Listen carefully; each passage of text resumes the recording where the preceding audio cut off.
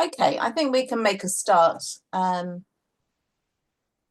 So good afternoon, good evening, everybody, depending on where you're zooming in from. Nice to see you all. I'm going to keep my eye on the waiting room at the same time. So hello, my name is Deborah Barnes. I am the Next Generations Manager for the AJR, the Association of Jewish Refugees. I see a lot of familiar faces, which is lovely. But for anyone who is not familiar with the AJR, we are the largest community of Holocaust survivors and descendants in the UK.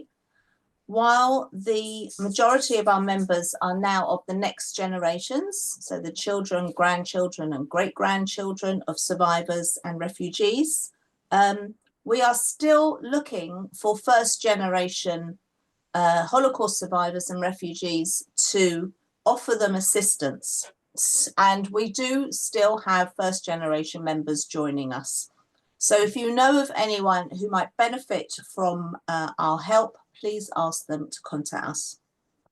At the same time, the AJR is on a mission to galvanise the next generations to join us in driving forward Holocaust memory. We organise rich and varied cultural experiences, social gatherings and events such as this, which foster an environment for people to connect over their shared family history and perpetuate the legacy of our community. Firstly, some housekeeping. This is being recorded, this session, and it will be posted onto our YouTube channel, but only the people who are speaking will be shown on screen. Please keep yourself muted so there's no background noise and we can hear the speakers clearly. We should have time for questions at the end, and you're welcome to submit them in writing on the chat. We're aiming to finish at around 8 p.m. as 1 hour is usually enough for a Zoom event. But our speakers can be contacted via their website, and we'll put the website address in the chat as well. So I'm delighted to welcome this evening the co-founders of the Holocaust Reunion Project, Dr. Adina Newman and Jennifer Mendelsohn. We're also lucky to have AJR member Jackie Young join us. Jackie was able to learn about his family identity thanks to the Holocaust Reunion Project, and we'll hear from him later on. But let's make a start by asking Adina and Jennifer to please introduce themselves. We always wonder who should go first. So I'm Dr. Adina Newman. I am a co-founder, and I guess we also say chief genealogist at the Holocaust Reunion Project. I'm a professional genetic genealogist. I've worked, predominantly with Ashkenazi Jewish cases, doing unknown parentage, just helping people with their trees. And, now my work is mostly with this endeavor that we're going to talk about with you for the next, 30 or 40 minutes or so. Jennifer? Thank you. Thank you so much. It's lovely to be with you all. I am Jennifer Mendelsohn. I am a professional Jewish genetic genealogist based in Baltimore. And I co-run this project with Adina. And I come to the world of Holocaust reunions from a very personal place, because the very first genealogical expedition I was ever a part of was we discovered that my husband's survivor grandmother, who was 95 and who had lost absolutely everybody in Poland, the year that she was 95, she let slip that she actually had 2 aunts who had come to America before World War I. And I tracked them down, and much to everybody's great surprise, we discovered that this 95-year-old survivor had 3 living first cousins. And I really realized the power of that reunion, and it got me hooked on doing this kind of work, and I've been doing it ever since. So we're really excited to share what we're up to with all of you. So I guess with that, we can just dive right in, and we'll tell you more about the project itself as we go along. So let me share screen. One second, it's not. Okay, there we go. Share. Okay, and some slideshow. Can everyone see the slideshow? Okay. Okay, great. So welcome to Harnessing the Power of Genetic Genealogy to Help Holocaust Survivors Find Family. I'm Dr. Adina Newman, my partner Jennifer Mendelsohn. We are the founders of this endeavor to help people who were victims of the Holocaust, either the survivors themselves or second generation, or even really their whole family, locate lost family via genetic genealogy. And I'll talk about more what that means as we move forward. So I think that most people are familiar with genealogy in some aspect. As we said, we are professional Jewish genetic genealogists. What that means is that we take genealogy, but our niche is within the Jewish community, most specifically the Ashkenazi Jewish community of Jews that came from Eastern and Central Europe most recently, and also DNA. So it's really important to understand Jennifer and I are not scientists. I think we both have a high school biology background, maybe. And that's really what genetic genealogy is. We are mostly researchers. So we apply research skills to combing through DNA results to make sense of those results.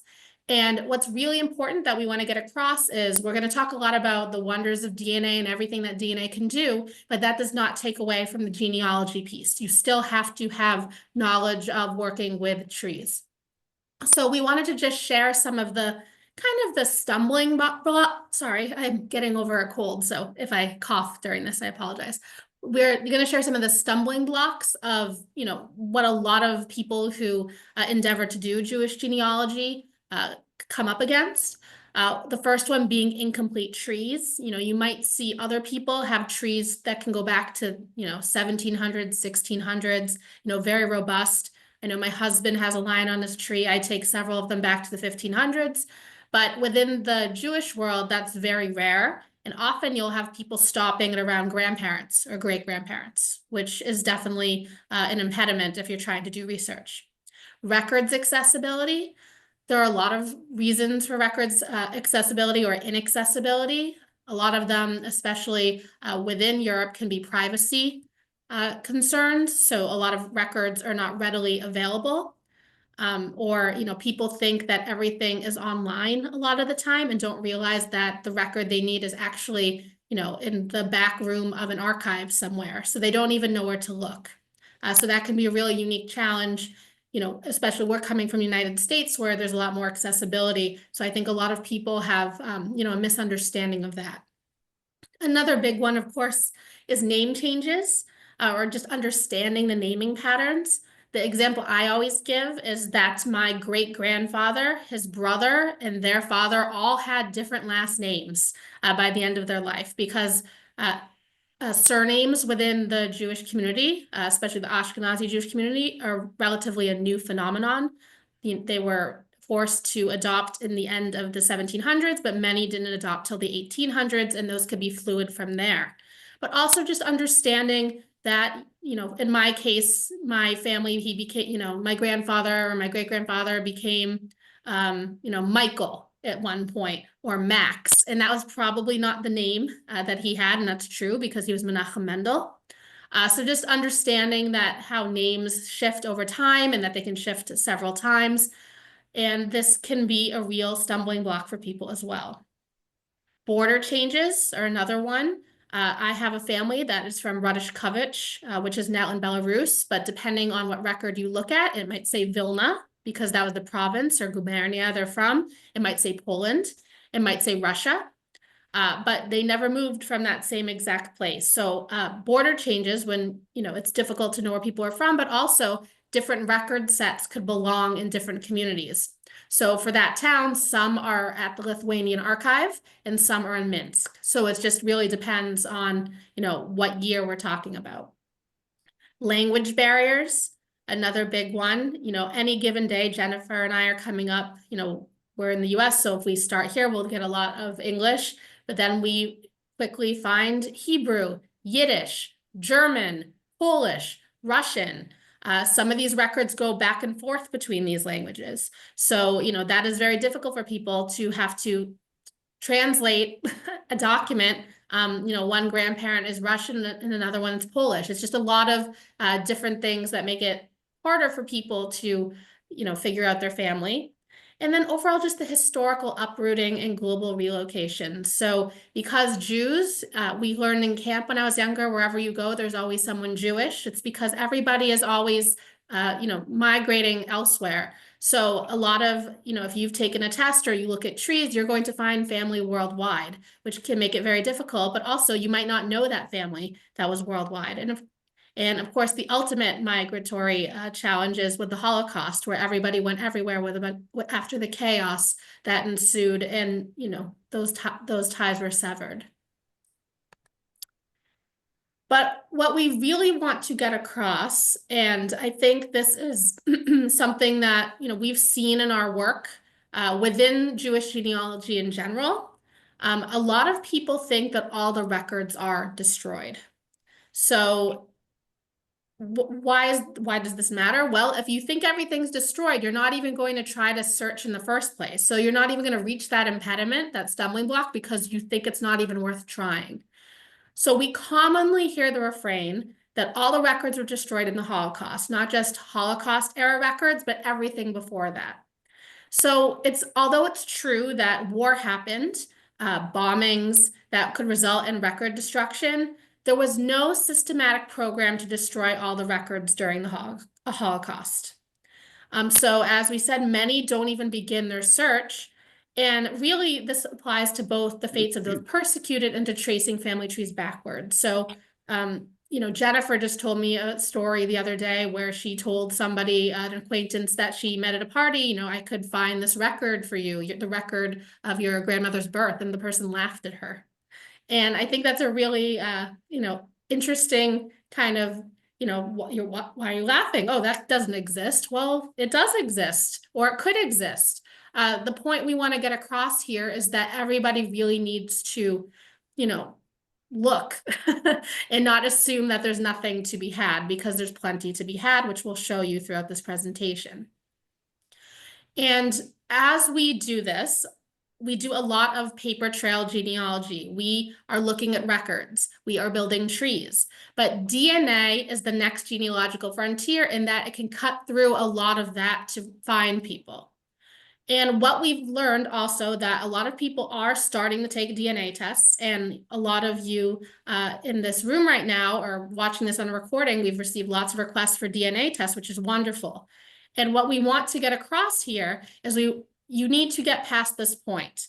So what happens is somebody takes a DNA test, and a lot of it has to do with the commercials, I think, that people see when they see for Ancestry, for example, but they get a pie chart, which tells them their ethnicities or their ancestral regions. And if you're like myself or Jennifer, a lot of others out there, it's not a very exciting pie chart. It's, one color. They have green right now, 100% Ashkenazi Jews. So a lot of people say, what was the point in this? I didn't need to pay someone to tell me that I'm 100% Ashkenazi Jewish, and then they put it aside. It's nice. They give you a map of everybody that's Ashkenazi Jewish, which is a very large swath of this map, but there's so much more to what we do. It is not just about the ethnicity estimate. So if you've taken a test and this is as far as you've gotten, we're going to show you how to get further, because the meat is in the matches. This is an example of a match list from the site Family Tree DNA. And what these tests give you, they give you that pie chart, but they also give you a list of people that you share DNA with. So we implore you, if you have not looked at these matches, if you have not, thought about this, and maybe you took this test years ago and you forgot all about it, please go in, look your matches. In some cases, you have to turn them on. We've had times that people have taken the test, but they never even turned their matches on because they didn't exist. Please look at them, because you will have lots of people that you share DNA with in some way, and many of them will be relatives possibly that you didn't even know about. So again, this is just an example of one of those match lists. This is Jennifer's list, so you can see a lot of Mendelsohn's on this map, but it also can give you, some of their ancestral surnames, where they're from. And then lots of information about DNA, which, you know, we will talk a little bit about, but it's just really important to understand what we're doing here. So Jennifer and I, as professional genetic genealogists, are using, you know, you'll see shared centimorgans, longest block, X-match. Don't worry too much about that, but that's the information we're using to start to tease through who your relatives are. So that's the work there. But what also happens is that maybe you did see your match list, but if you were within the Ashkenazi Jewish community, you could have upward of 200,000 matches, depending on the database, which of course is very overwhelming, because how are you going to go through 200,000 matches to see if you know anyone or to figure out how you might know them? So, you know, we employ a methodology to tease through what's called endogamy, because that is what's happening here. And what we mean by endogamy is Ashkenazi Jews in particular descend from a very limited founder population. There have been studies that say something like 300 to 350 people, or it could be closer to 1,000, but whatever it is, if you descend from only 1,000 people over 800 years, and everybody is only having children within that family, everyone is going to be related in some capacity.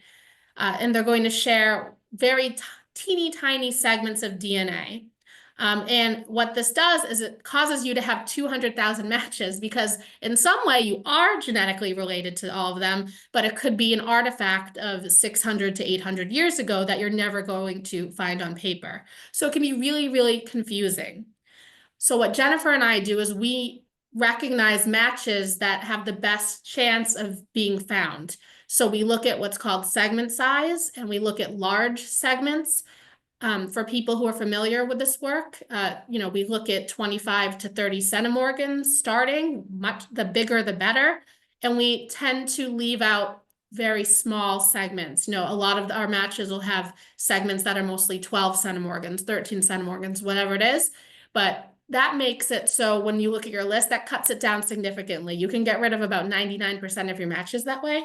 But again, this is the work that Jennifer and I are doing. So we're working with the DNA itself, but we're also heavily working in those records that we discussed, and overcoming those barriers, you know, by finding translators to help with, you know, Jennifer and I recognize when something's Polish or Russian, but we don't read Polish or Russian, so we find somebody who does. So that sort of thing. So basically, we just want to get across the challenges that are unique to this kind of work. So based on all of that, you know, Jennifer and I were doing this in separate capacities. She was working, you know, she started off with a Holocaust case for her family. I was working mostly with unknown parentage, adoption, donor conception within the Jewish community, employing this methodology. But I don't know what happened one day that was the catalyst for this, but something just popped into my head, a light bulb moment. And I was thinking, you know, do people have access to DNA tests that were victims of the Holocaust? Is there any mechanism for that? Is there any organization? Because this technology is so powerful, it should exist. So, you know, I think I was kind of spinning this in my head for a few hours, and then I decided to call Jennifer. And I said, you know, Jennifer, I was just thinking, does anything exist that gives DNA kits to Holocaust survivors and their family and helps them? And she said, no, but I was thinking about the same thing. Would you like to do it together? And I said, sure, let's do it together. So one of those serendipitous moments where, you know, we kind of took the technology we've been using and we wanted to apply it specifically to the Holocaust community. And so we, you know, joined forces and we took on our first case, which Jennifer is going to speak about now. Adina. So very serendipitously, just as Adina and I had this idea, thinking about what a wonderful tool DNA could be for the Holocaust survivor community, and knowing that we had this niche expertise in solving unknown parent cases within the Holocaust community, we were right at that moment, just as we were making this decision, we heard about Jackie Young. It was in May of 2022 when we read this article about Jackie in the Times of Israel, saying that he was going to appear on a BBC show. And I suspect that a lot of people on the call know Jackie and know Jackie's story, but on the off chance you don't, the story that I first learned about in this article is incredible. Jackie, at some point in his childhood, growing up in England, learned that he was adopted. But it wasn't until he went to get married as a young man that he discovered the full story of his adoption that his parents had kept from him, which was that he had actually spent the first 3 years of his life in Theresienstadt. He had been orphaned. He had been born in Vienna, orphaned, sent to Theresienstadt. He was liberated from Theresienstadt and sent to England, where he was adopted, but he knew none of this. So obviously this spurred a quest to discover who his parents were. He was able to get his birth certificate telling him who his mother was, but there was no father listed on his birth certificate. So he went on this BBC show called DNA Family Secrets, hoping that after these decades of searching, they could use DNA to identify his unknown father. But Adina and I were a little bit puzzled because both when we watched the trailer for the show and when we read this article, it made clear that they had actually not been able to positively identify Jackie's father. Instead, they said that they had found some cousins on his father's side, and they believed that they were his closest living relatives, but they weren't sure if they were first cousins or second cousins, and they brought them together for a lovely reunion in London. But Adina and I were wondering if we could take it further. We wanted to give Jackie a definitive answer and tell him exactly who his father was.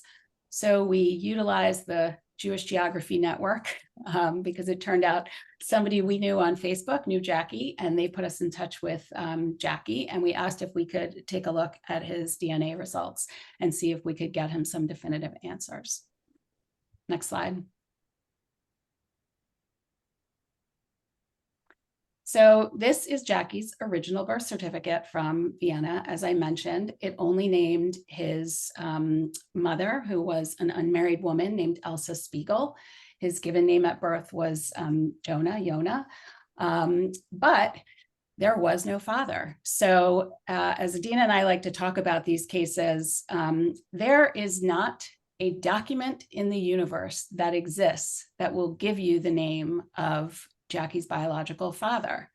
However, that father's name is hidden somewhere in Jackie's DNA match list. Advance, please. And what I mean by that is that you can use DNA and that match list that Adina was talking about, the list of people with whom you share DNA, to reverse engineer a family tree for someone whose parentage is unknown. And with unknown parentage cases, what you are hoping for ideally are the closest possible matches, because then you have to do less research to figure out who that person's parent is. For instance, let's say a person with unknown parentage tested and they got a half sibling match. The only thing they would need to figure out is whether they share that person's father or mother. So the further out the cousins, the DNA cousins you get, the more research you need to do to zero in on the biological parent.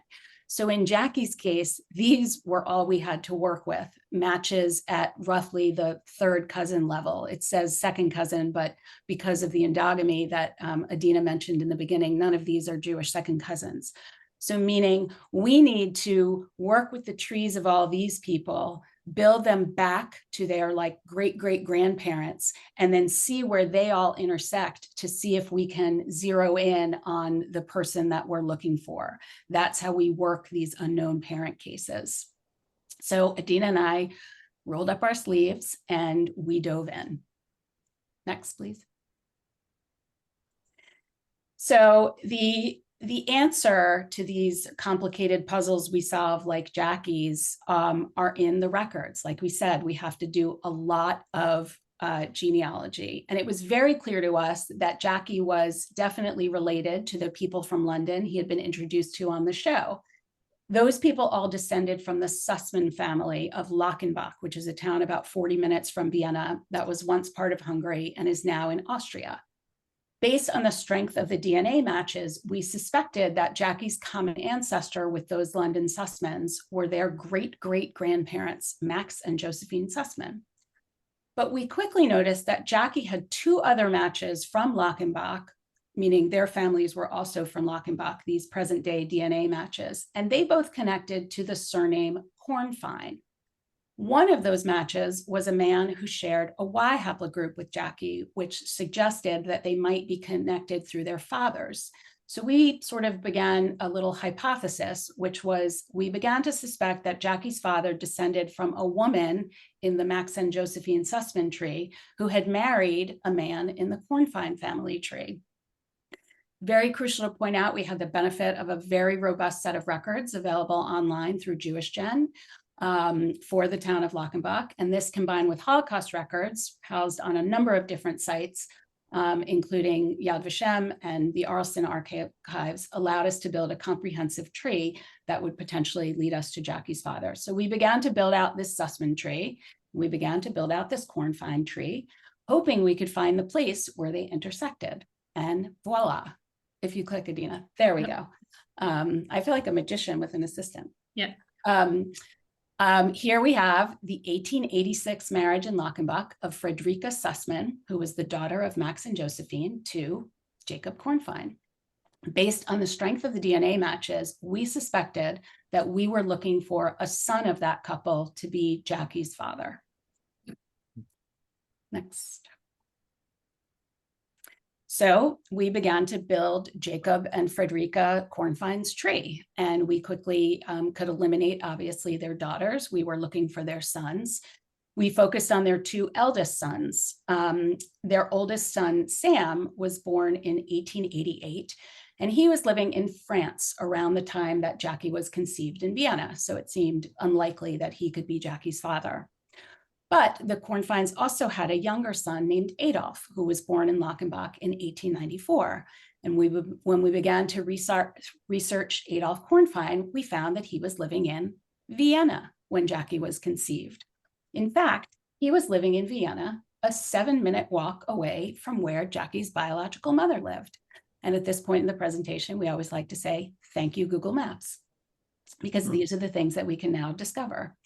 So we began to get very excited, and we really began to suspect that Adolf Kornfein might be our man. Next, please. Unfortunately, we learned that Elsa Spiegel and Adolf Kornfein, who we believe to be Jackie's biological parents, shared the same tragic fate. They were both deported from Vienna on Transport 24, Train 205, to the Molly Trostanet's execution site in Belarus on June 2nd, 1942.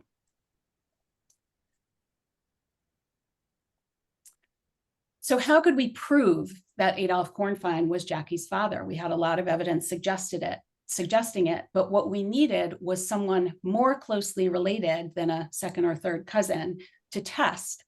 So we needed to find other descendants of this Kornfein family. Unfortunately, the Kornfein family did not fare well during the war, but we learned that there were surviving members of the family in France and Israel.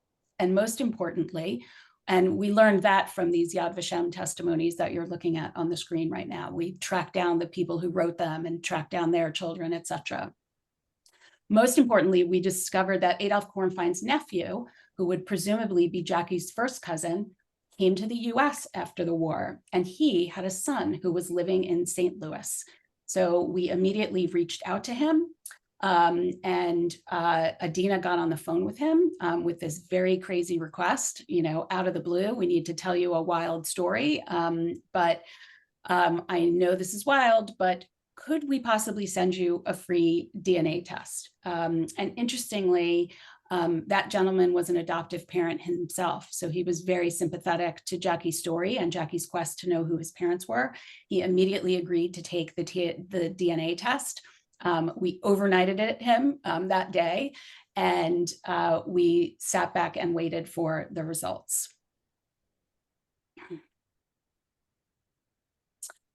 While we were waiting for those results, we made another important and tragic discovery about Jackie's story. I was quite literally sitting on the beach on 4th of July weekend after we had started this in June. And I was looking at my phone and I noticed that I got an email from MyHeritage, the company, and it said that they had published a new record collection, and it was the records of Vienna Jewish immigrant applications from 1938 to 1939. And these were newly digitized. It says it offers an important glimpse into the lives of Austrian Jews at that pivotal moment in history and is exclusive to MyHeritage. So immediately on the beach with the ocean in the background, I immediately thought, well, Adolf Kornfein was living in Vienna in 1938 to 1939. He must have one of these applications. What can we learn about him? And what we learned about him from that was what you see here, which is that in 1938-39, when he filled out the application, Adolf Kornfein was actually married to a woman named Hilda. And he had a son who was born in 1923, who would be presumably Jackie's half-brother. Unfortunately, so we immediately did research on what became of them. Unfortunately, they too were both transported to Auschwitz and murdered there. But then 5 weeks later, after we called that lovely man in St. Louis, his results came back and he showed the strongest DNA match to Jackie yet, essentially confirming that this amount of DNA shared, there's only a certain number of relationships it can be, and first cousin once removed is definitely one of them. And we felt very confident that this confirmed without a shadow of a doubt that Adolf Kornfein was Jackie's father.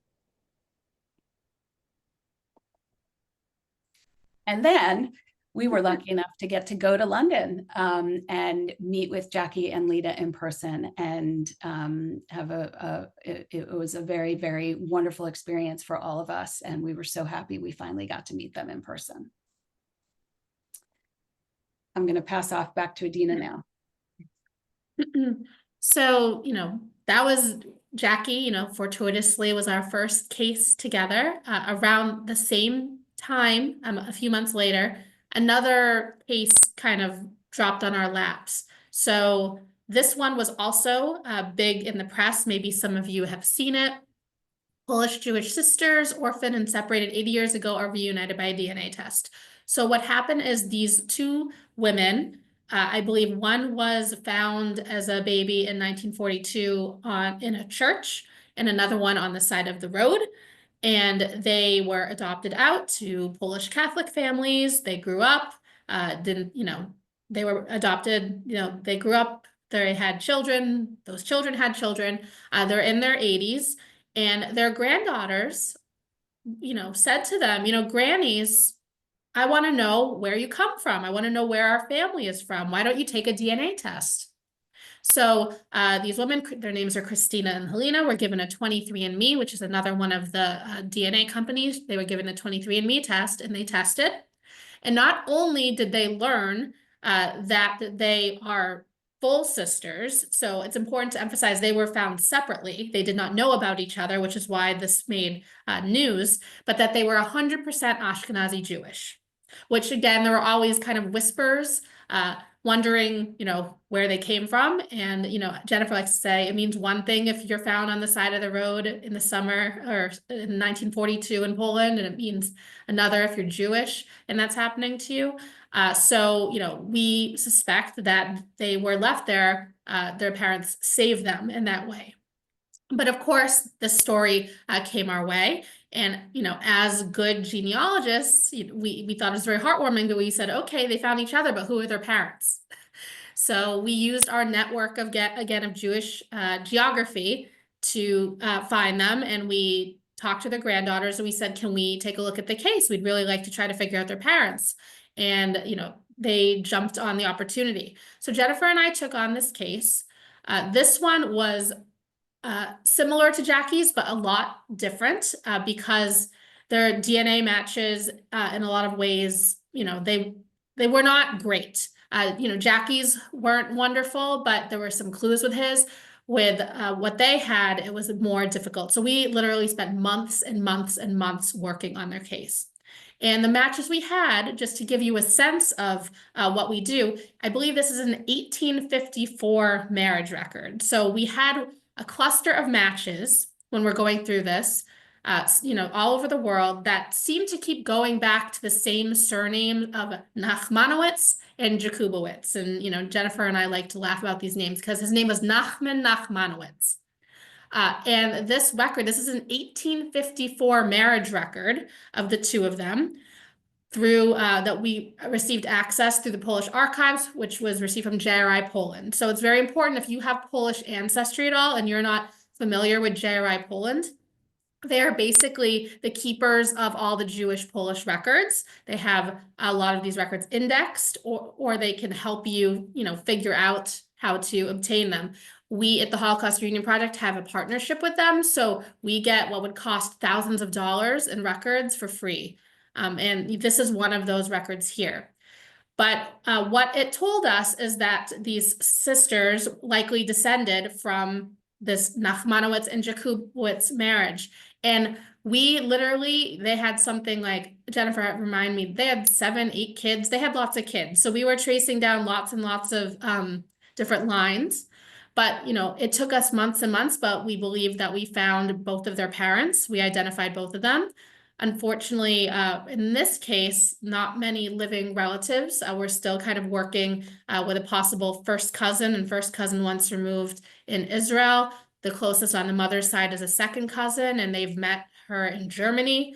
But it can take a lot of time. But again, for this family who knew absolutely nothing about where they came from, we gave them a lot of answers. And what I also like to emphasize about this case is, we have our clients that we're directly helping, but I call it the Pied Piper.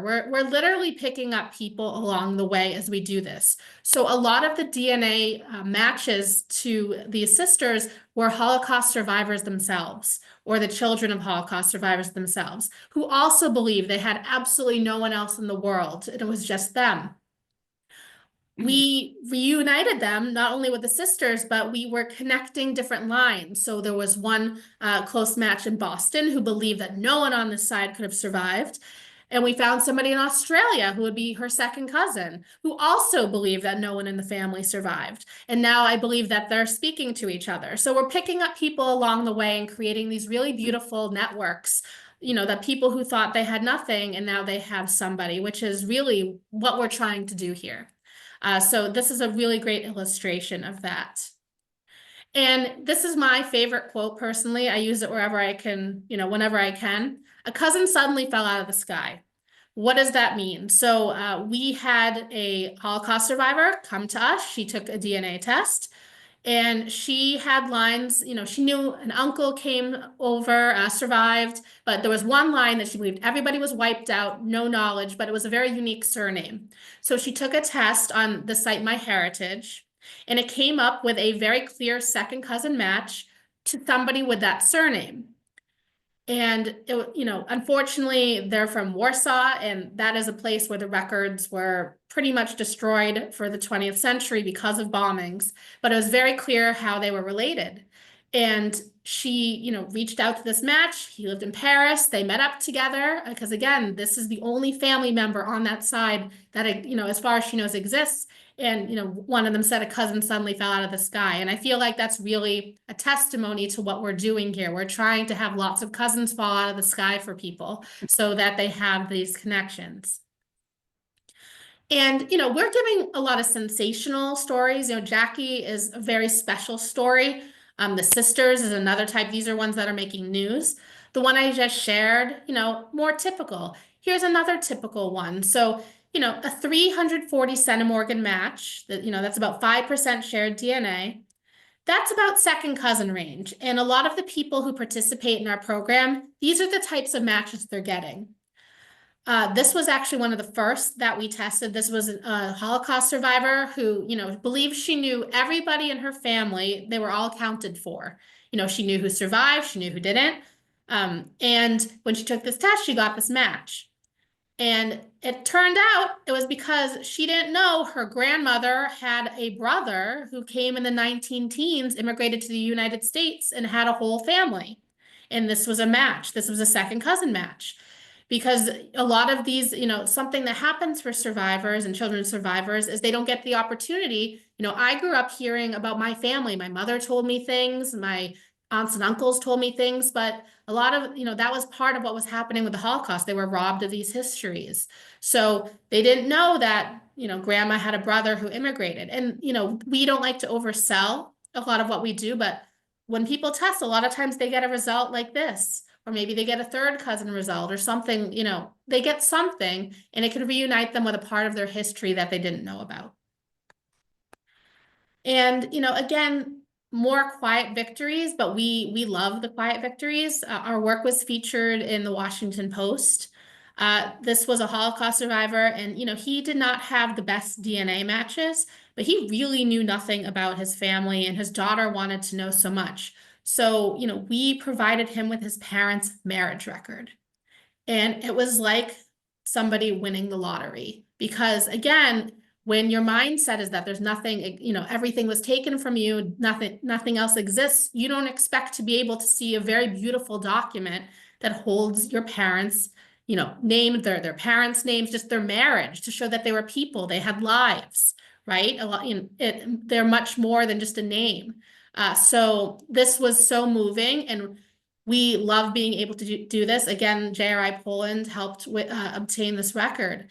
But, this is what we do a lot of the time. We find people, we reunite people with lost family members, maybe that they didn't know, lines that perished, others that are still living so they can have reunions. And sometimes we're reuniting them with records in their family history, which we also find very powerful. And Jennifer's gonna end here with one of our more recent cases. That's also, kind of back to more of the extraordinary. I realize that we're getting close on time, so I just want to introduce you. I'll just briefly go over this extraordinary case because it also involved an element that we had never worked with before, which was connecting someone with a rescuer. So very briefly, this is Volodya Diskin, who was orphaned during the Holocaust in Poland and later adopted and grew up in the US, where she went on to become a very well-known public health advocate. She is one of the co-authors of the seminal book, Our Bodies, Ourselves. She had a very happy life, very happily adopted, grew up well-adjusted, and always wondered about where she had come from. She had virtually no information. What she was told was that she was hidden in the home of a Catholic nanny. She was told she came from the town of Przemyśl in Galicia, and that after the war, she was brought to the rabbi of Lviv and returned to the Jewish community in Lviv. She thought her last name was Fliegelman, and she thought she was a twin. And that was all she had to go on. And for years, she had done her best to see if she could get any information about her parents, about the circumstances of her being saved, et cetera, et cetera, et cetera. And they were all a dead end. So a friend suggested that she reach out to us, and Volodya had already DNA tested. It was just a question of us taking a look at her results. And she was skeptical. She really didn't think that we'd be able to get any further than she had been able to. So we dove into her DNA results, and she had one very promising match that led us to a family with the surname of Diker. And all of these people were in Lviv. It turned out that Przemyśl was just a mistake and a red herring, and that, she had searched for her birth certificate on May 1st, 1941 in Przemyśl, but she never found it because she wasn't from Przemyśl. But based on her DNA matches, we were very interested in this woman named Malsia Diker, who we saw living in Lviv. And I glommed on to Malsia Diker because Malsia Diker married a man named Isaac Bear Fliegelman, which was the surname that Volodya believed that she was born with. And based on the strength of her DNA matches to the Diker family, we thought it was very possible. This is a search result record from JRI Poland. It shows the births for several of the children of Isaac Bear Flegelman and Malcia Diker. We thought it very possible that one of Volynya's parents was one of their children. We didn't know yet if it was a son or a daughter. And you can see they had a daughter named Sabina, a son named Samuel, a son named Joseph, a son named Solomon, and a daughter named Shoshana. So we began to poke around through the records, seeing if we could find anything else about any of these children, their children, Holocaust records, any sort of records. And we also noticed that Volynya had a cluster of matches from Lviv that all connected to the surname Pordes, Pordes. And we were sort of holding those two things in our minds. When Adina one night messaged me at almost midnight in all capital letters saying, "What is this? Question mark, question mark, question mark, question mark." And she had found a record for a child survivor of the Holocaust named Wilhelmina Flegelman, who was born on May 1st, 1941, which is Volynya's birthday, and whose father's name was Solomon. And what we discovered was that record was an unfinished application for the Righteous Among the Nations designation for this little girl who had been hidden. So we very quickly asked to get to see those files and to see anything about this little girl. And what we were sent immediately the next morning was this, which was her survivor card kept at the JHI. Some of you may have seen this before, but we got very, very excited because it said that this little girl, Wilhelmina Flegelman, was the daughter of Solomon Flegelman and Edzia Pordes. And it gave the name and address of the woman with whom she had been hiding. And the unfinished Righteous Among the Nations file had all sorts of affidavits and information that matched exactly the story that we had for Volynya. And the really incredible thing was that then we found in short order, we found the death certificate of a baby named Amalia Flegelman, who died at 3.5 months old on August 16th, 1941. And a child who was 3.5 months old on August 16th, 1941 was born on May 1st, 1941. And then sure enough, we found the birth certificates for Wilhelmina and her twin sister, Amalia. We confirmed that the Solomon Flegelman in those records was the correct Solomon Flegelman.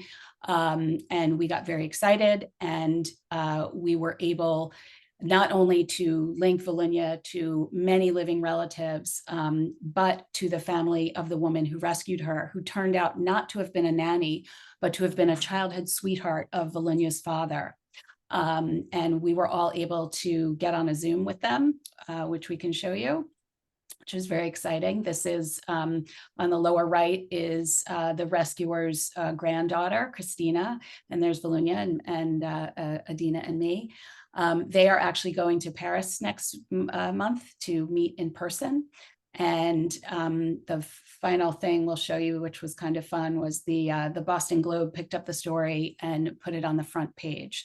So this was a very special case for us because not only were we able to give Volynya back her identity, but we were actually able to connect her with her rescuer, who had photographs of her as a child, knew the whole story. Like, we were able to fill in all the missing pieces, but it all started with DNA.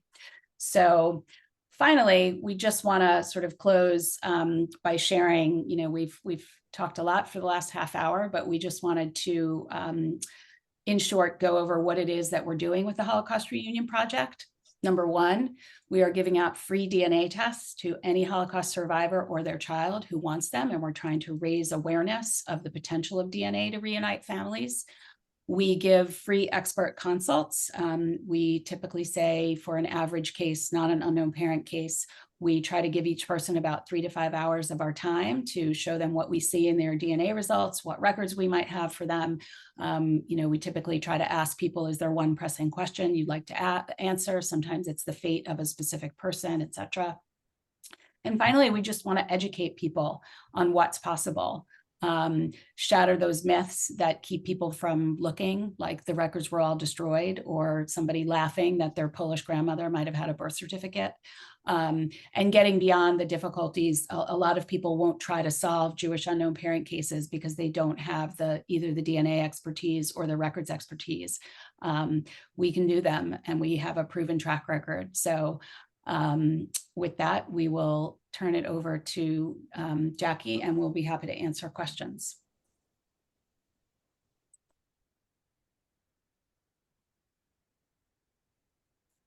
Thank you so much, Adina and Jennifer. That was fascinating. Jackie, I'm going to, sorry, that's my dog I haven't trying to. unmuted myself already. No, you are. I'm just going to spotlight you so we can all see you. Hello. Jackie, how did it feel when you got the results of? It was amazing. You two girls from the United States opened a huge door and filled my heart with joy. That's Now- lovely. That's lovely. Well, So I know.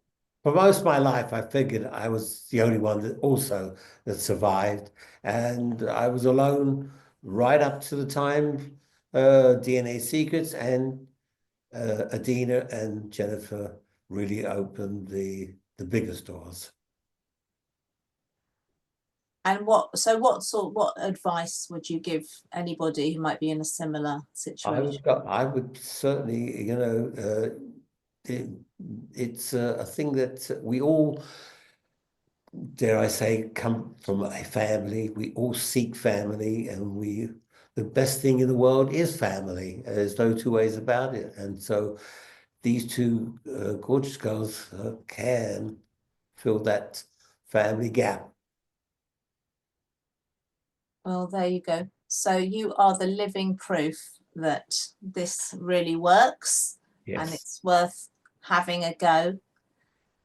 So Adina and Jennifer, let me ask you a couple of things. We don't have any questions in the chat, but I guess people are just trying to absorb all the information you've given us. And also, it's great. So I know that you said you noticed a sort of increase in applications for free tests from the UK. So that's great. And obviously people are welcome to still. Yes, apply. I think a few more came in, in the past hour. So I've been filling them as quickly as possible. I think maybe around 60 of you have already submitted, which is, that's why Jennifer and I, we want to share what we're doing because we want it to benefit everyone that it can benefit. So, please reach out to us, apply for a test, and we can answer. There was one question in the chat. So people will test at different sites. We give out Ancestry DNA mostly. They've given us an in-kind donation, but also because they have the largest database, you have the best chance of finding family there. And as experts in Jewish genetic genealogy, Ancestry is really the most manageable, and the matches that they have tend to be, at least the closest matches they have tend to be the most, traceable, real matches as opposed to other sites. So we start there. But if you've tested an Ancestry, you'll usually, if you, say, reach out to us, say I've taken an Ancestry test, we can still help you if you've taken an Ancestry test. It's not required that you have not taken any test. We'll recommend that you upload your results to MyHeritage, which is another one of the big sites. You can do that for free, or, if you don't want to bother doing it yourself, we're happy to do that upload for you on our account. And, what we've found is, I mean, personally, not just for survivors, that you will have unique DNA matches on every site, every major site. So the 4 major sites are Ancestry, 23andMe, Family Tree DNA, and MyHeritage. I have unique matches on every site. However, most of my matches are on Ancestry, but we can't predict where someone's best match is going to be. So we at the very least want to get you started. And if you have an unknown parentage case like Jackie, you need to be on every site. That's kind of how we work. We make sure that those cases, everyone is, you know, they're well accounted for. If you are somebody who just wants to fill in some gaps in your tree, you know, starting with Ancestry and MyHeritage will get you started quite well. So. Great. Thank you. I don't know if you can see other questions, but I can read them out. Look. Do you have good records from Czechoslovakia? So it depends on where you're talking about. Slovakia can have better ones than Czechia, but it depends the town. It's very town specific because maybe a bomb went off in one town, but the town next door is totally fine. So we can't know. I think, you know, in Jackie's case, there were definitely many more records for the paternal side than his mother's side. The mother's side, there were not many, and you know, she would be from the former Czech Republic, but there were some. If you happen to be from Vienna, those are among our favorite records because they just have so many. They have so many, you know, they take you far back. It just really depends, but we're happy to answer any of those questions. We actually have a lot of members from Vienna, so I think I noticed that, and you know, so and there are really great databases. You know, for example, that immigration record that Jennifer shared, that you know, specific to Vienna, we have found so many people using that database. But there's a lot. If nothing else, we want you to find something you didn't know about, and that's kind of what we go for. And right? people are asking how to get in contact with you. That's via the Reunion Project website, right? Yes, holocaustreunions.org, and there's a contact page there. There's also, if you just know that you want to take a test through us, there's a tab that says free DNA test, and you just fill out an application. Yeah. Right, and I just added our email to the chat, info@holocaustreunions.org. Oh, thank you. That's just going to do that. Lovely. Brilliant. Thank you. Are there any archives from Poland? Yes. Extensive. Millions and millions and millions of easily searchable indexed records. Right. And as we mentioned, we have a partnership with JRI Poland, which allows us to get records that could cost thousands of dollars, literally, for free. So I will answer this question. My family has a fairly good records, our nearest family and their fates. Is it still useful for your research for me to take the test? Yes, emphatically yes, for a number of reasons. Because of all the exact scenarios we've been describing, where lines of communication were severed, there may be information that even the best researcher failed to turn up. You may not realize that somebody went to South America and you will DNA match with someone in South America. We also, even if there is not a great find for you per se, your DNA may help somebody else. You know, it may help us solve the next Jackie case, because the more DNA we have access to and the more family trees we have access to, the better we can do. And keep in mind also, you say, you know, you think you know everything, we have records, we know everyone's fates, but nobody knew that Volhynia was hidden in a home in Lviv with a Polish woman, you know, and she suddenly appeared 80 years later, and we reached out to her second cousins in Israel, and they were incredulous, as they should be, because no one expects that to happen. But it does happen all the time. You know, these scenarios are unusual in the bigger picture, but not that unusual given the circumstances of the Holocaust. There were lots of people who, for one reason or another, you know, we worked on the case of a woman who, as a toddler, was smuggled out of the Bialystok ghetto. Her mother paid someone on the outside to get her out. So, you know, I'm sure if you look at the sort of formal family history, everyone would have assumed that that child died along with everyone else, but she didn't. She was saved under extraordinary circumstances. So you just never know, you know, and I just feel like even more broadly, not just testing, but you never know what you're going to find until you look. You know, sometimes the most surprising information turns up that you weren't looking for, you weren't seeking, you didn't know existed, but until you start searching, you won't know, and you can't know. So we, you know, as Adina said earlier, we try not to oversell, but we feel very strongly that by testing, everyone can usually learn something.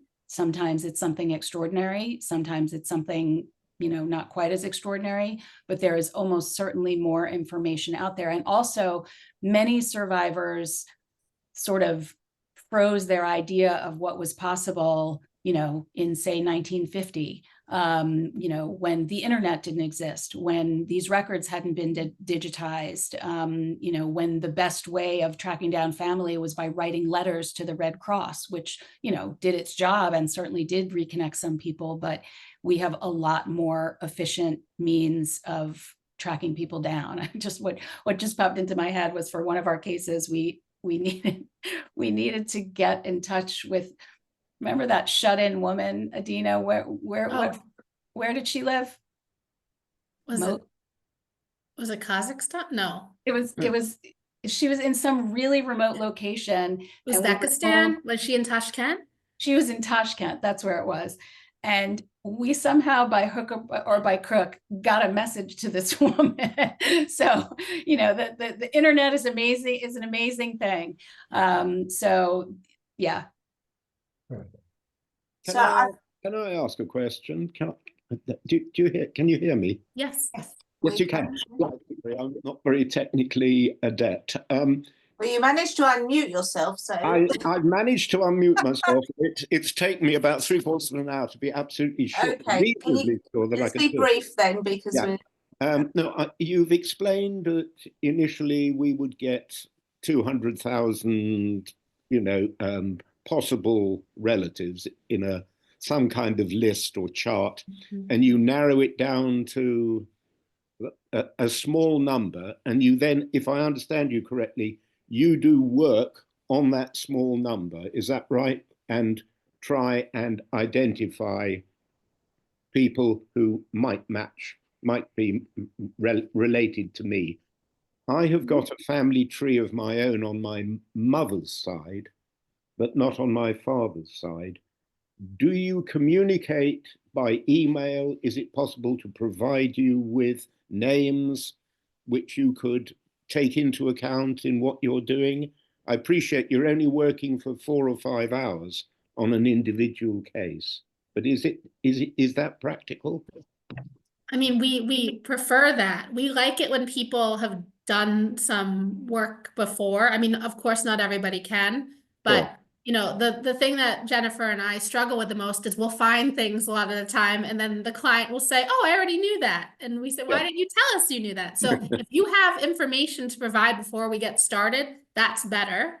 Okay. A lot of times, you know, we work primarily in ancestry, so sometimes or people already have a pre-existing ancestry tree, or they're amenable to creating one and letting Jennifer and myself be editors of it through our account and, you know, populating it with information.